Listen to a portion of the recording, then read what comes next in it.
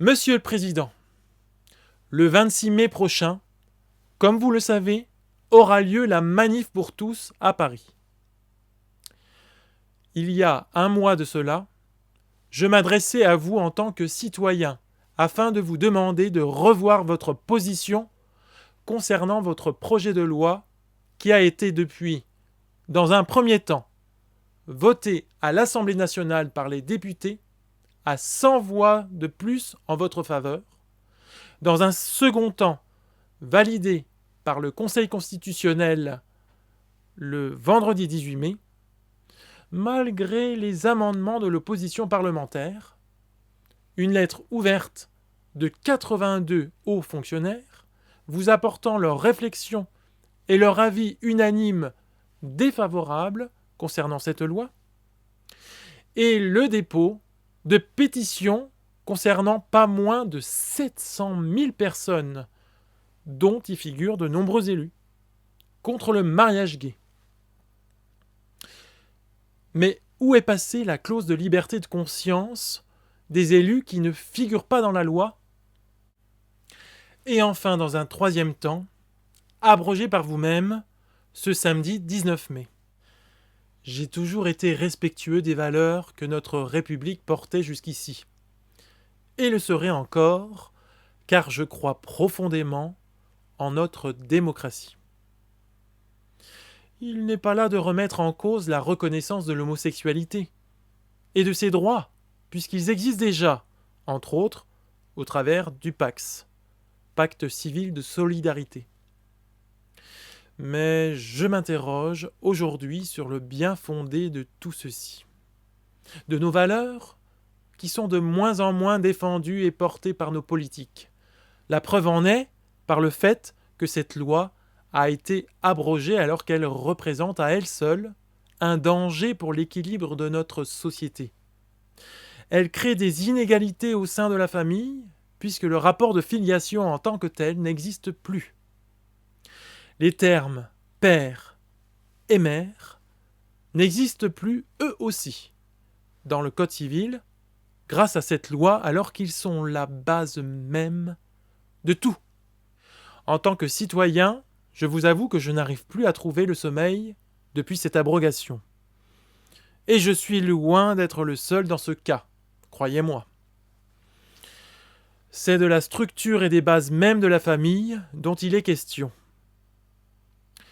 Comment vouloir faire contre nature en imposant un tel changement à l'égard des papas et mamans qui sont, étaient et qui seront toujours les fondements mêmes de notre civilisation?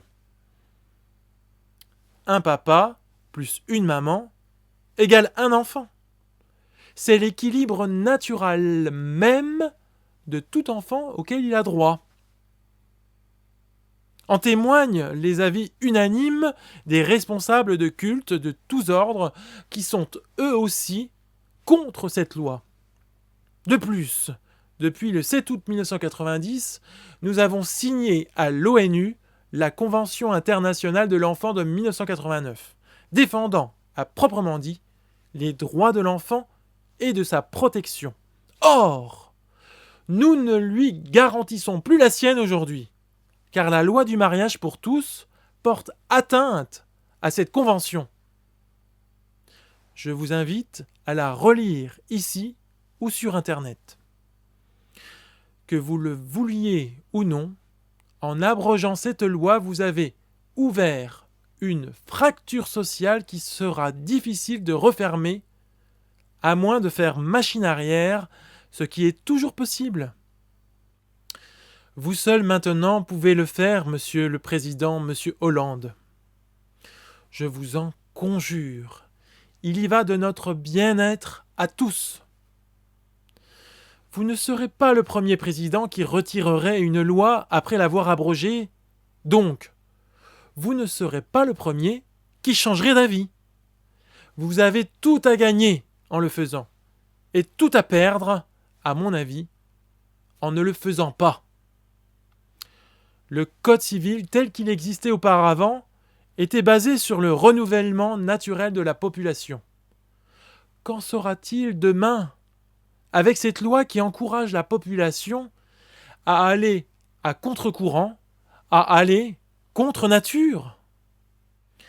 Cette loi permettra aux couples de même sexe d'avoir droit à l'adoption, voire même à la GPA, gestation pour autrui, et ou à la PMA, procréation médicalement assistée.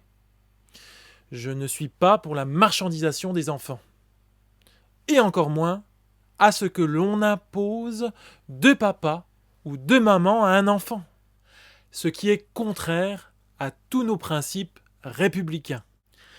C'est en tant que citoyen républicain, mais aussi maintenant en tant qu'artiste musicien que je compte manifester mon soutien pacifique le plus grand à la manif pour tous, ce dimanche 26 mai prochain.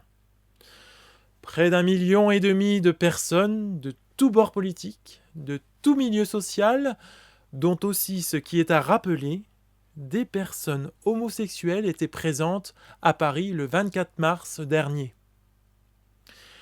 En effet, par cette chanson que j'ai entièrement réalisée, qui figure sur cette vidéo juste après, je souhaite vivement que le plus grand nombre, par leur présence, viendront adhérer à cette noble et juste cause en chantant tout simplement ce refrain.